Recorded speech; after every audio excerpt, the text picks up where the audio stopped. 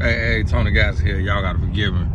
Look at a mess. Just woke up not long ago and had to slept in on accident. Had to get to the office, but you know I want to issue an apology to Shedeur Sanders because when he got drafted late in the 5th round, I thought that it was because of him. I thought it was because he was being too cocky, too brash, too arrogant, too whatever.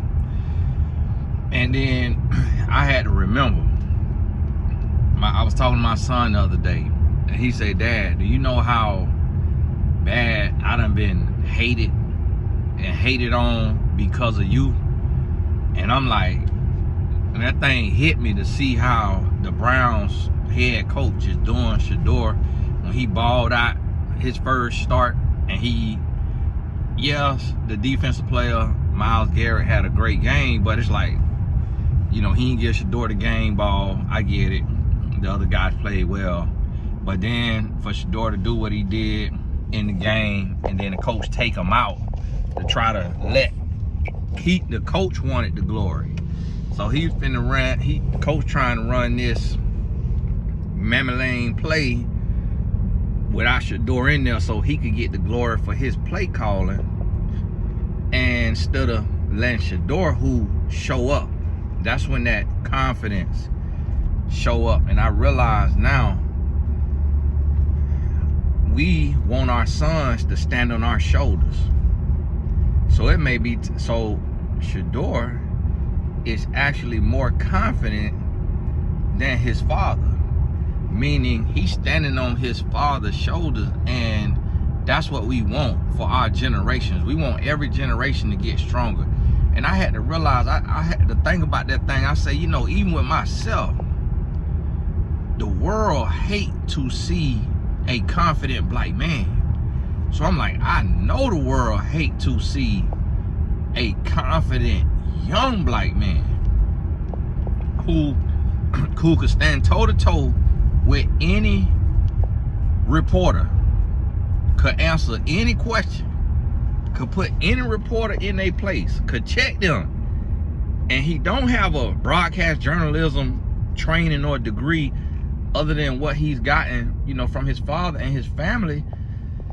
But the young man can stand toe to toe behind any podium. And so I apologize, Shedeur Sanders. I don't know Shedeur personally. You know, I know his father and I know his oldest sister, but I don't know him personally. But I apologize, and keep leading, because and that's why I had to realize, I say, man, you know what, I got to get my life together, because here I am, I'm almost trying to get my son, hit my behind is, I'm almost trying to get my son to pipe down, to calm down, you know, because boy, my son so confident, boy. You hear me? Like, that boy there, woo. But I realized, Lord, I'm like, hey, it's a fine line between confidence and arrogance. So we do want to be confident and not arrogant. But what we want is our son. Y'all got to forgive me. That's my mattress thing, the pad thing that you could buy. And I got to throw it in the dumpster up here at my corporate office. And we want our children to be confident. And I realized Shedeur confident. And I'm like, man, I want my sons to have that kind of confidence. And I also realized, you know what, Tony? Sometimes you can't see yourself. Sometimes, like, I might make everybody not like me because of my confidence and my assurance and my assertiveness. I was talking to a coach the other day, head coach of a basketball team, and we got into it. And because I'm so quiet and nice, he thought that meant I was soft or I was a punk.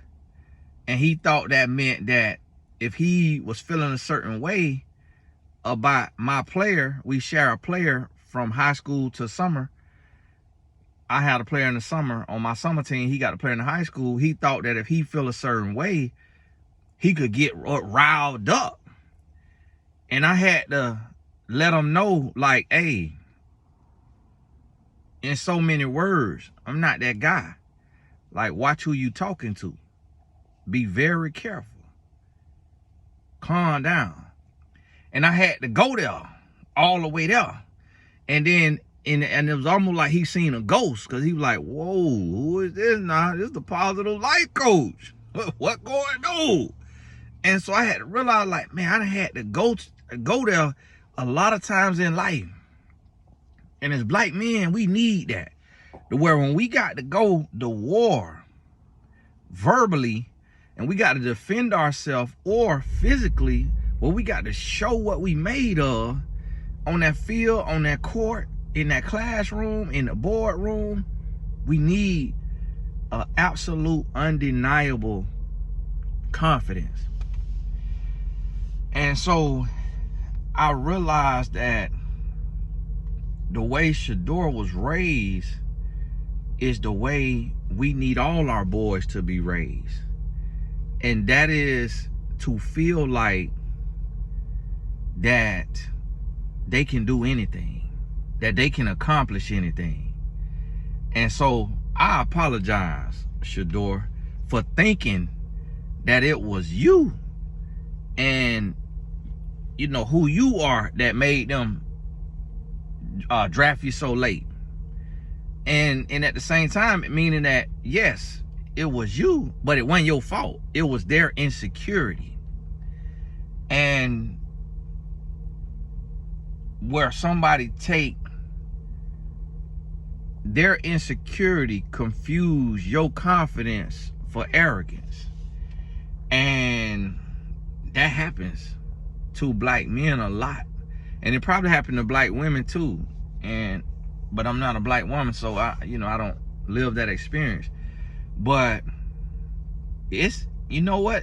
Hey, 2026, it's foot on their next season.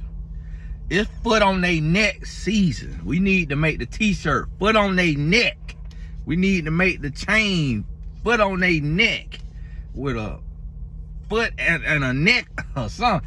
All right, I'm finna make my t-shirt say foot on their neck. Because it's like, no, y'all trying to get us to walk around, tuck our tail between our legs, when we know that we him. And we know what we are, what we bring to the table, and what we could do. And that's crazy. So, and my wife brought this to my attention when I woke up this morning. She said, you seen the Shador thing? I was like, yeah, I seen. But, you know, how he took him out and ran that Mammy Lane play. And she was like, yeah, so that means either the coach really don't like Shador, or the Browns trying to lose on purpose to get some draft picks or something. And so I was like, yeah, I don't know what it is, but at the same time, and this is the thing, what you got to realize about God and how he'll set it up in your favor. So where even when somebody trying to make you look bad, it make you look good. Because what the coach honestly don't know is Shador done been in 2-point conversion situations in his life, I'm sure, and that he didn't convert. I don't think it'll happen many times because of just how he is, but I'm sure he done had 2-point conversions that he didn't convert. But him not being in there and not having to try and fail, now we all look at it as a win for him, because we all believe he would have converted. And now the coach failed and the coach messed up. So it actually, even though he got slighted, it's still working his favor. Because now we don't know what would have happened with him within there, but we know what did happen with the coach doing his own thing, and now the coach got to take that hit. So see, God will still turn what was meant for evil into good. But hey, this Tony Gasson, God bless you. I got to get in here and get to work. Coach a bunch of clients today. All the important links in the description. Y'all join me. Solopreneur Mastermind. Also, the kickoff conference on the 24th and the power hour on January 1st. God bless you. We'll talk soon.